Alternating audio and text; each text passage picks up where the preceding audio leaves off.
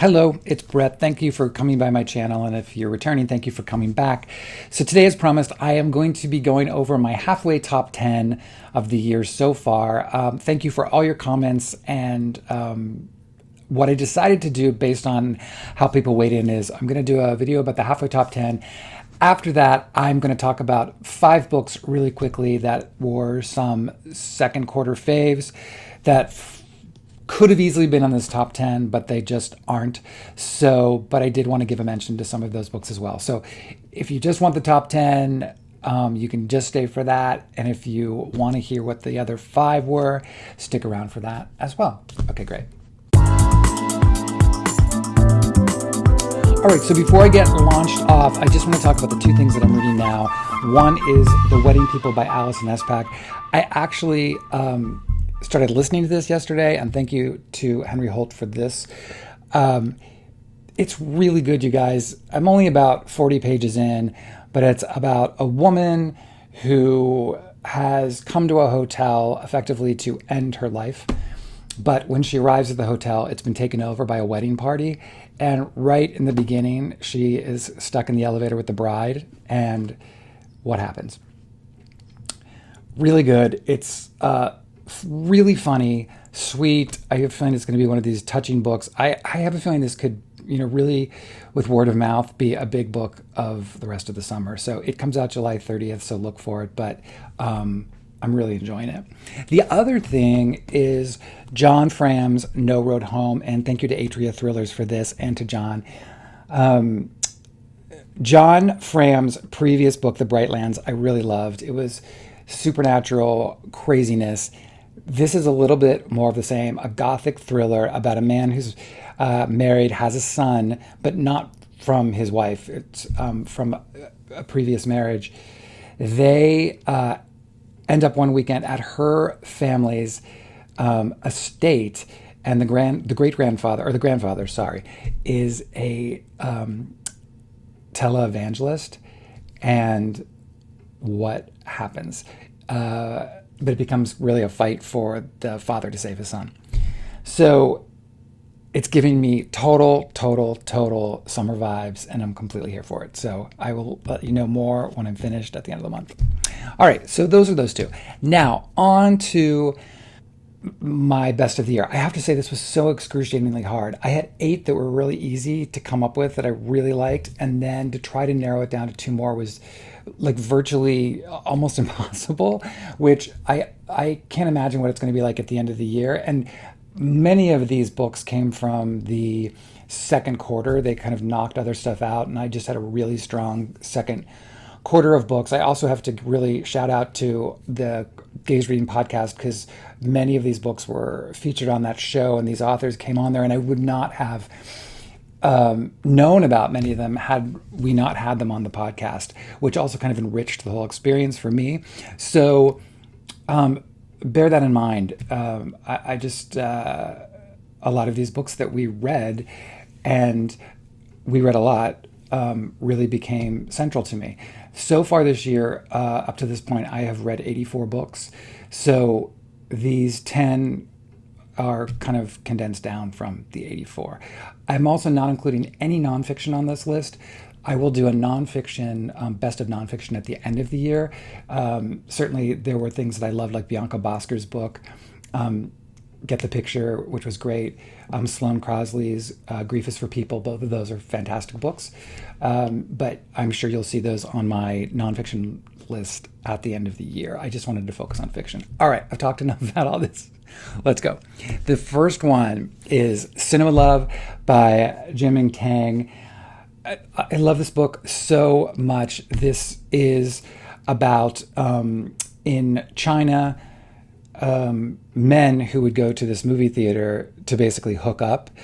But it's really not about the men as much as it is about their wives. And it follows a group of these women as they move from China to New York City, to Chinatown, to try to make a life for themselves. First of all, I just love the world he created. I thought it was beautiful. I thought it was heartbreaking. Just an incredible debut. And I will say about all of these books generally, they all took me some places, which any good book should. I think that sounds so obvious to say, but it kind of exposed me to things I would never even would have thought about before or looked at or pondered, for lack of a better word. But I just loved this so, so, so much. So that's one. The next is The Coast Road by Alan Murin, another debut, Irish writer, fantastic. And you know how I love my Irish writers. This is set in 1994, shortly before the referendum came through that granted divorce as being legal. It is about a very small town, a woman who had an affair and returns to the town and kind of what gets set off. It focuses on effectively three women. The woman who returns, another woman who's married, who's just kind of been in this relationship with her husband and really would frankly like to leave him. And then a third woman who is in an abusive relationship. All of their lives will intersect. I thought this was so self-assured, had some fantastic twists that took place.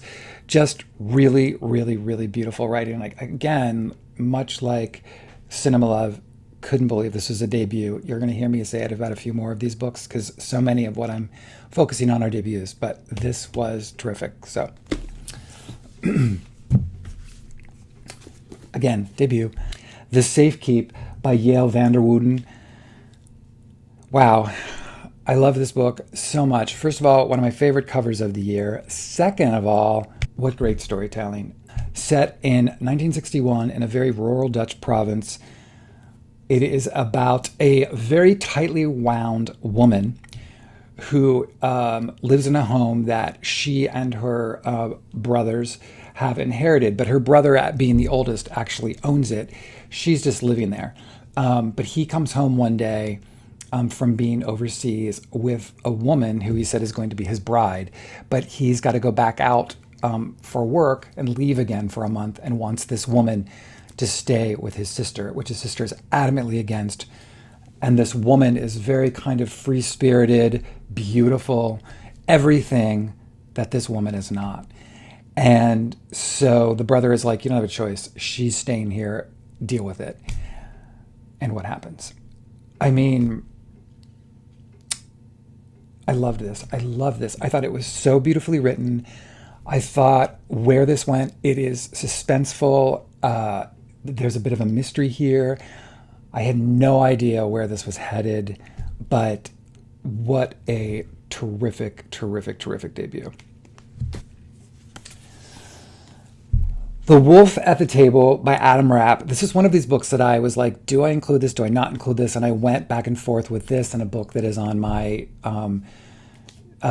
second quarter faves. And I finally decided yes to this. And the reason is, I really started to think about books that resonate with me long after I've read them. Most things, you forget and you're like, oh yeah, this has really stuck with me.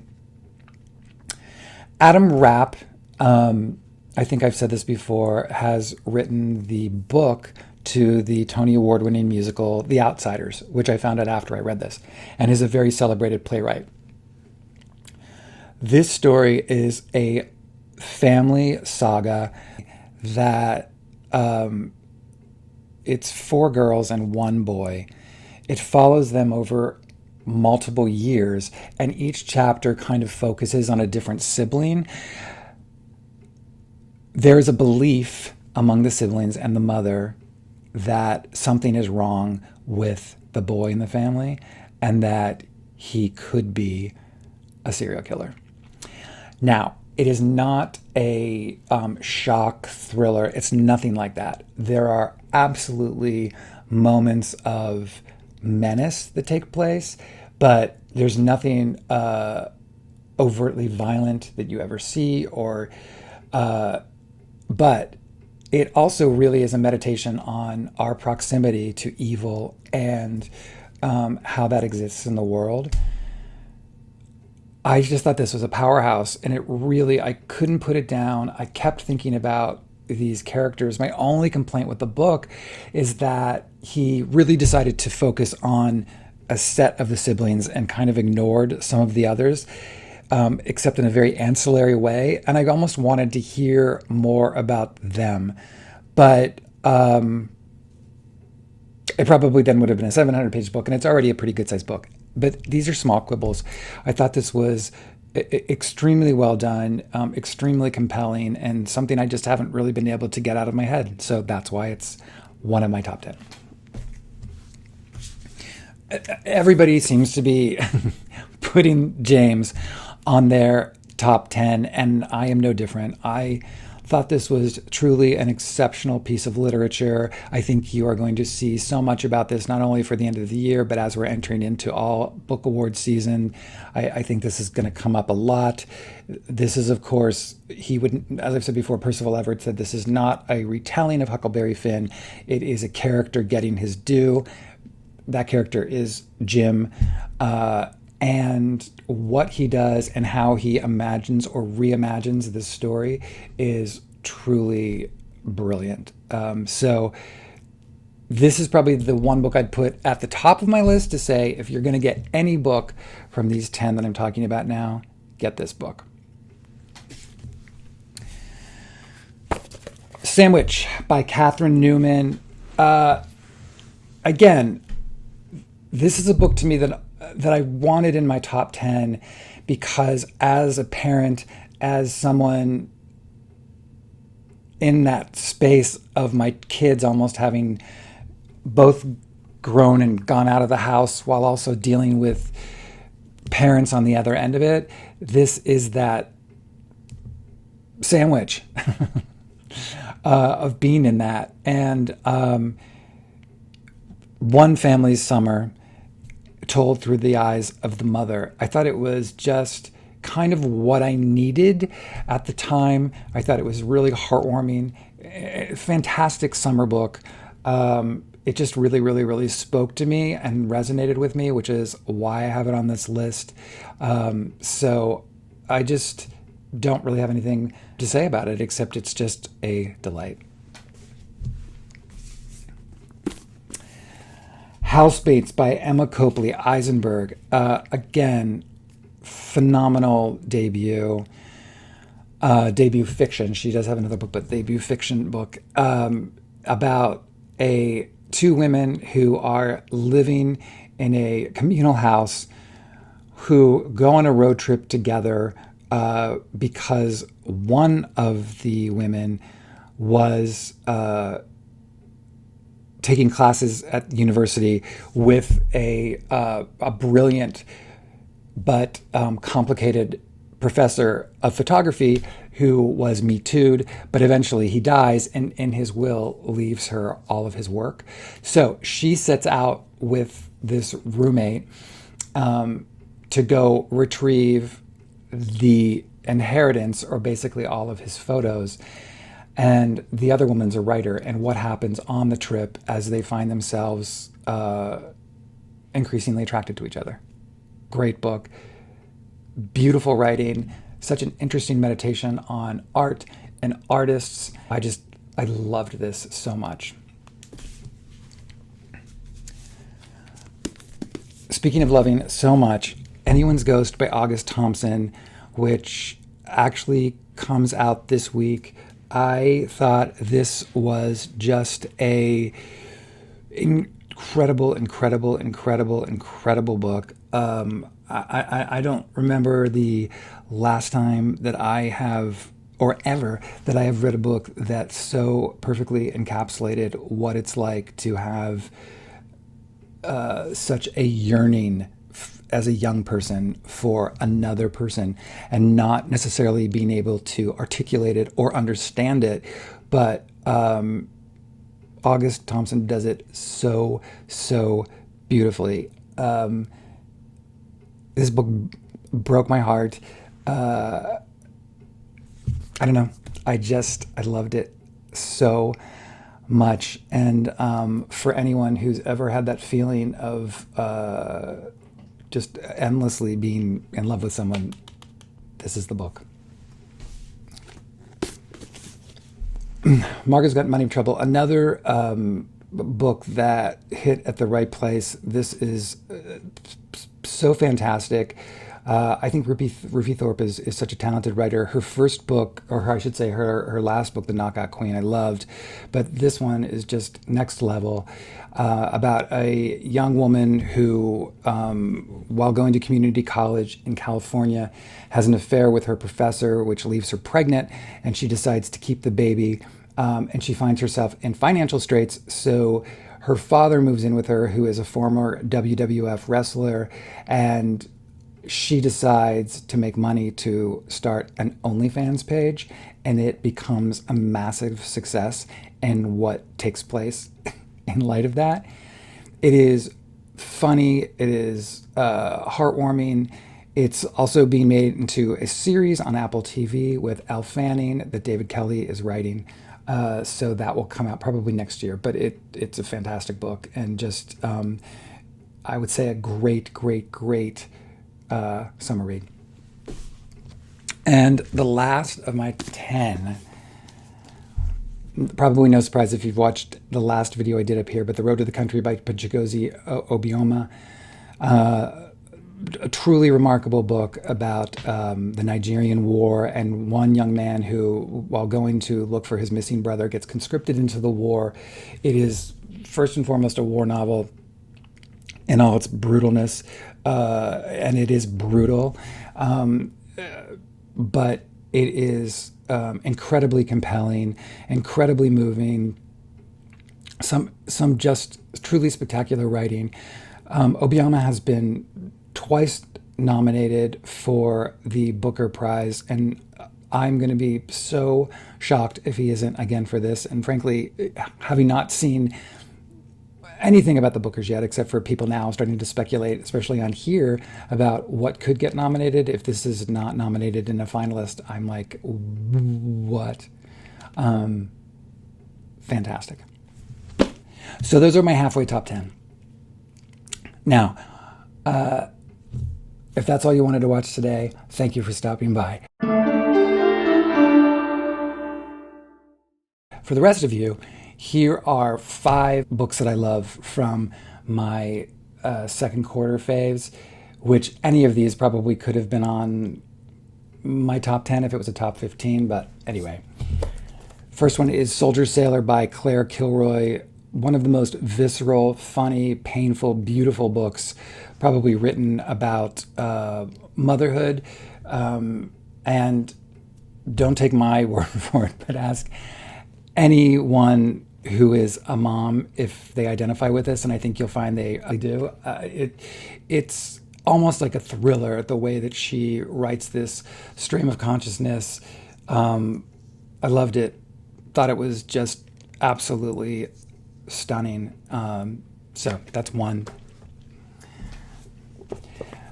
Bear by Julia Phillips. I'm so anxious now to go back and read Disappearing Earth, because reading this, and then having Julia Phillips just this week on the Gaze Reading podcast, she is so cool and so charming and just fantastic that I'm like now a super fan. Bear is about 2 sisters who live on the San Juan Islands off of Seattle and grew up there together. It is loosely based on the Grimm fairy tale Snow White and Rose Red, but in this version, contemporary version of the story, the sisters are taking care of their mother who is dying of cancer, and one day a bear shows up outside of their house. And what happens? And the wedge drives between the sisters. Fantastic. It is really compelling. It almost starts to read as a thriller. What I love that Julia Phillips does so beautifully is she takes you into the head of the younger sister, Sam, and everything's told for her perspective, which lends a certain paranoia about the whole thing, because she thinks this bear thing is absurd because of her older sister's kind of obsession and connection with the bear. Really, really, really terrific. Again, I'm going to go back and read her first book now. I have to, because I'm obsessed. So there you go. The third book, Evenings and Weekends by Oisin McKenna. I loved this story of a group of friends in London all kind of connected in very unexpected ways. What I loved about this so much is beyond just the kind of drop down into this group of friends, which reminded me very much of Nicola Dinan's Bellies in terms of a very look into contemporary life in London. London really plays out as a character in this book, much like New York does in Sex and the City. And that's why I love this cover so much, because it's so representative of the book as a whole to me. I just loved this world. I loved these people. I said to a friend of mine who works at HBO that they should develop it as a limited series, because they could do another cast every year and set it in, whether it's London or move the city around. But it's really charming, really engaging, beautiful debut. I loved it. Oye, another fantastic debut about a young woman who is a family of Colombian American immigrants. The kind of hook with this story is everything is done through a series of texts and phone calls between the protagonist and her sister. I listened to this, and at first I was like, am I going to be able to do this? But once I settled in and kind of understood how it was structured, it was fine. So you could do it either way, but it's really funny, a really creative way to tell a story, totally moving, such a fresh voice. Again, I loved it. And Melissa is such an amazing person. So if you get a chance, please go listen to her, like many of these people on Gaze Reading, but I loved talking with her. And finally, All the Colors of the Dark. This is really what I was wrestling with between this and Wolf at the Table. And it could have been either one. This is a great story. It's so unbelievably epic about a friendship between a boy and a girl who kind of grow up in the worst circumstances. One of the boy gets kidnapped in an effort to rescue this girl from a serial killer. But that's just the start of the book, because it kind of what happens after over the years. And it's truly epic. It's no surprise that this has already been optioned by Jenna. Her production company is going to be adapting it for a series. But if you need something for this summer to just lose yourself in for a while, this is absolutely the book. So there you have it. 5 more faves from my second quarter. There were many others I could have put on that I just didn't. And I hate that, but it's what it is. But it's certainly going to make for a hard end of the year. Next week, I plan to come back with what I'm trying to read for July, as well as I want to talk about what I would like to read that's already come out before the end of the year, hopefully. So anyway, thanks for stopping by. I hope you're all having a great day wherever you are, and I'll see you soon.